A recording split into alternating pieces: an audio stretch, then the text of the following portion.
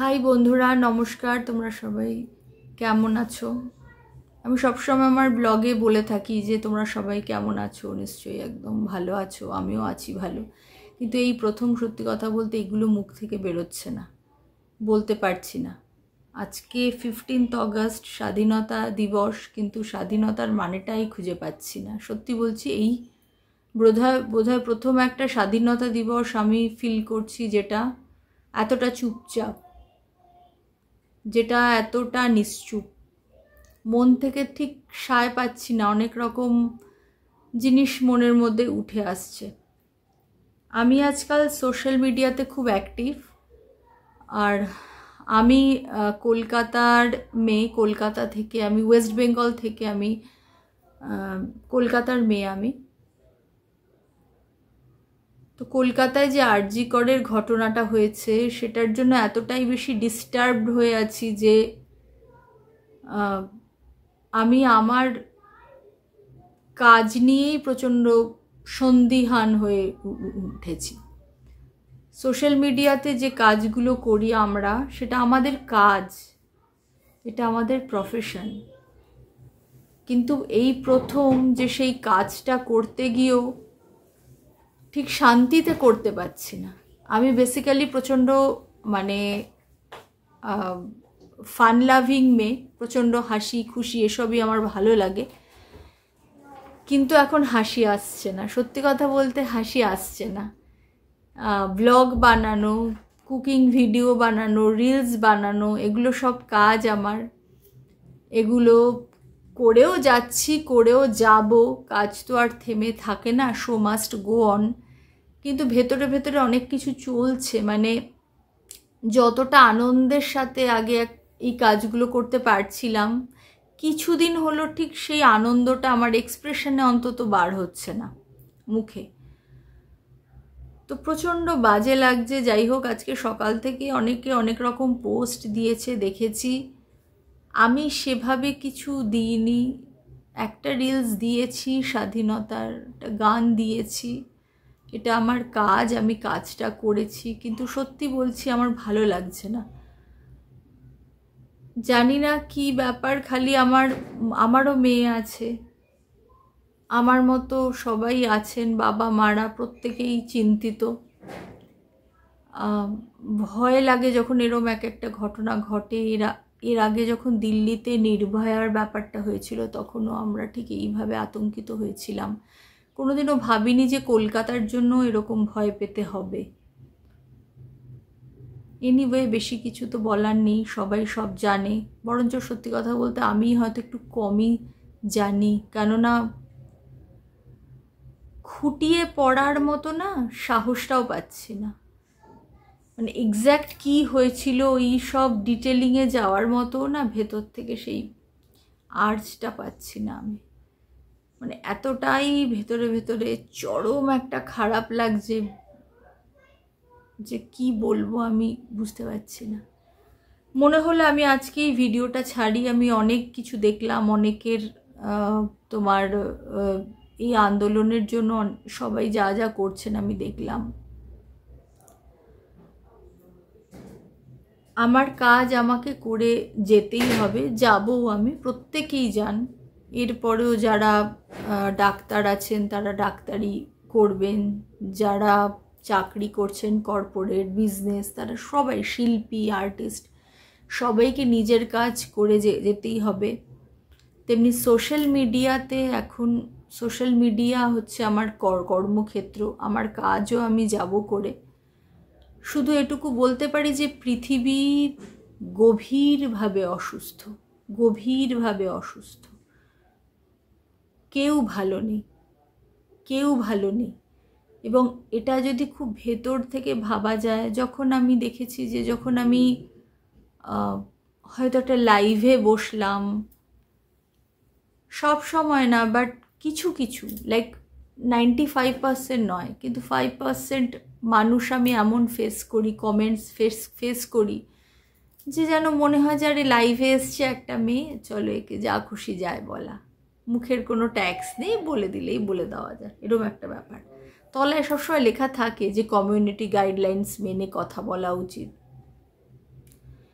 এবার তাহলে বলো 2024 সালেও যখন শুধুমাত্র একজন মহিলা একজন মেয়ে লাইভে বসছে বলেই তাকে স্ক্রিনের ওপার থেকে দেখা যাচ্ছে, তাকে সামনাসামনি ফেস করতে হচ্ছে না, শুধু এজন্যেই যখন কিছু মানুষ আজে বাজে নিকৃষ্টতম কমেন্টস করে তাকে বিরক্ত করে, উত্ত্যক্ত করার জন্য চেষ্টা করে, পোক করে, তাহলে কতটা মাইন্ড ব্লকেজ নিয়ে আছে সেই সব লোকেরা।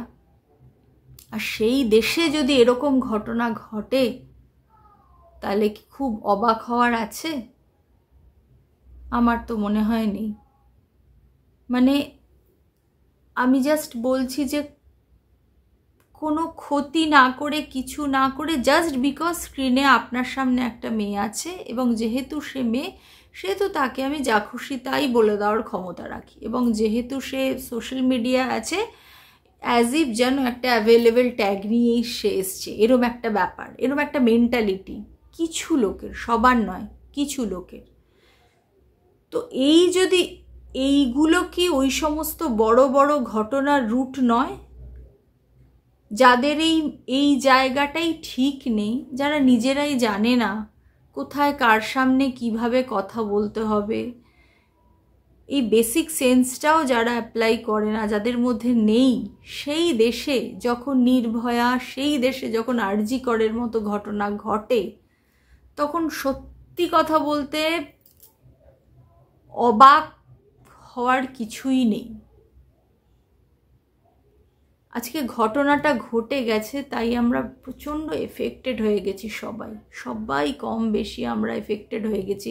সারা দেশ জুড়ে যে যেরমভাবে পারছে আন্দোলন করছে, একটা বিক্ষোভ দেখাচ্ছে, সব করছে, বাট তার রুটটা যে কত ছোট ছোট ব্যাপারে ছড়িয়ে থাকে সেটাও কিন্তু ভাবার আমার মনে হয়। সো আজকে 15 আগস্ট আমি ভেতর থেকে ফিলই করছি না যে সত্যিকারের স্বাধীনতা আমাদের হয়েছে নাকি। শুধু এই একটা দিনেই একটুখানি ওই রকম জামা কাপড় পরে, সাদা লাল সবুজ নীল ওই সমস্ত জামা কাপড় পরে গান করব, নাচ করব, কিছু বলবো, আবৃত্তি করব, বা ওই নিয়ে অনেক কিছু লিখব, তাতে স্বাধীনতা আসে না। যারা স্বাধীনতা এনে দিয়েছেন তারা তো তাদের কাজটা গেছেন করে, কিন্তু আমরা কি সেটাকে সঠিকভাবে কন্টিনিউ করতে পারছি? A big question now, a big big big question. এবং আর একটা জিনিস দেখে অবাক হই, যখন কিছু কিছু মানুষ এই ধরনের খারাপ ঘটনাকে নিজেদের সোশ্যাল মিডিয়ায় হাতিয়ার করে এমনভাবে পোস্ট করছেন,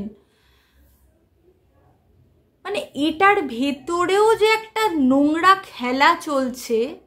যে কারেন্ট টপিকটা নিয়ে নিই, টপিকটা নিয়ে আমি কিছু ভিডিওস দিই, স্টিল ভিডিও, তার ফটো দিয়ে, এবং সঙ্গে সঙ্গে কিছু সেন্টিমেন্টাল লাইন লিখি, ব্যাকগ্রাউন্ডে কিছু সেন্টিমেন্টাল মিউজিক দিই, এবং তার ঘটনা সবাইকে বলি, এবং তাদের এতে প্রচুর ভিউজ আসছে।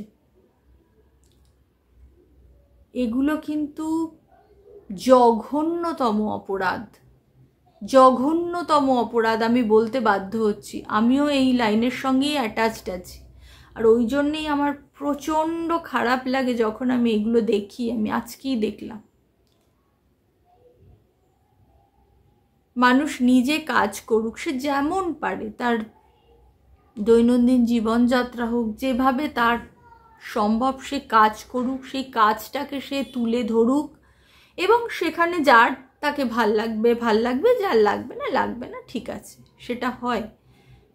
কিন্তু কিছু এই ধরনের সেন্টিমেন্টাল টপিককে টাইমলি তুলে এনে সেই ছবিতে তাদের ওই পুরো সেই স্টোরি যেগুলো আমরা পড়তেও শিউরে উঠি, সেই স্টোরিগুলোকে লেখা, এবং এর পেছনে যে একটা প্রচণ্ড কদর্য মেন্টালিটি আছে, সিম্প্যাথেটিক ভিউ পাওয়ার যে একটা টেন্ডেন্সি আছে, আই হেট দ্যাট থিং।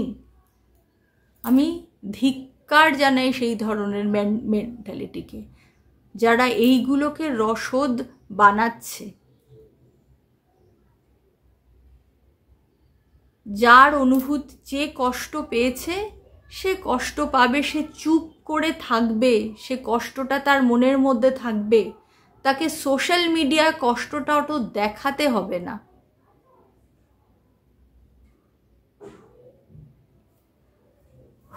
আমি জানি না আমরা কোন স্বাধীনতায় আছি, কি আমাদের স্বাধীনতা হয়েছে জানি না। আমি গত বছর অবধি আমার এতটা এফেক্ট হয়নি, বাট এই বছর সত্যি সত্যি a big question for me.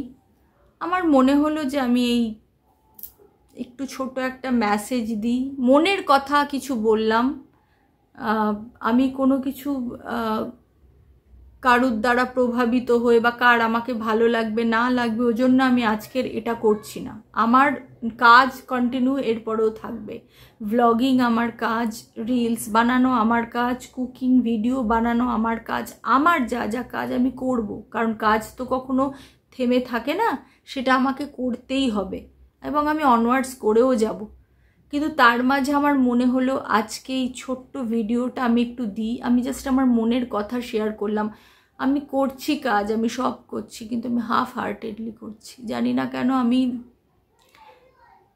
সেই হাসি খুশিভাবে থাকতে পারছি না। সেই কাজটা পুরো একদম আগে যেমনি 100% একটা হাসি খুশি মন নিয়ে করতাম, এখন আর করে উঠতে পারছি না। প্রচণ্ড দ্বিধা বিভক্ত হয়ে গেছে এই সমস্ত ঘটনাগুলোতে। খুব তাড়াতাড়ি ব্যাপারটা জাস্টিস হোক চাই, খুব তাড়াতাড়ি হোক, যেন জিনিসটা ঢিলে না পড়ে। এবং সেই বাবা মার জন্য আমার বলার কিছুই নেই, তাদেরকে প্রণাম। এই আন্দোলনও হয়তো একদিন থেমে যাবে, এই জাস্টিসের জানি না কি হবে, এই সোশ্যাল মিডিয়াতে এত ঝড় সব একদিন বন্ধ হয়ে যাবে, যেমনি এর আগেও হয়েছে। কিন্তু সেই বাবা মার বুকটা চিরকাল খালি থেকে যাবে, আর সেই কথাটাই আমি ভুলতে পারছি না।